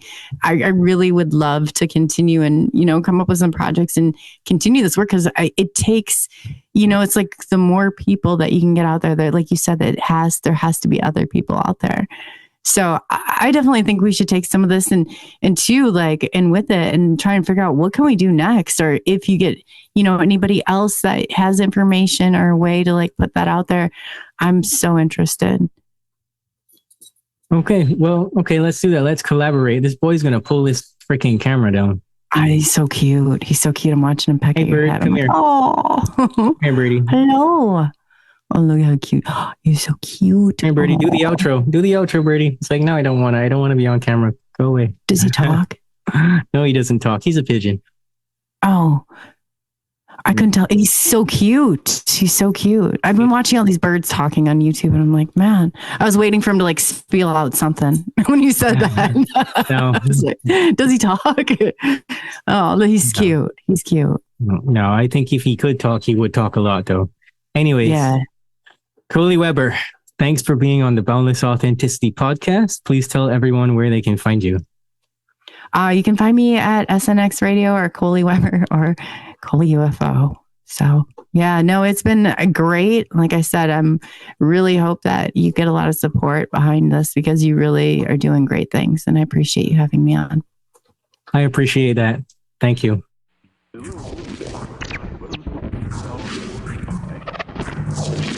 You're listening to the Boundless Authenticity podcast, where we discuss everything related to the evolution of human consciousness.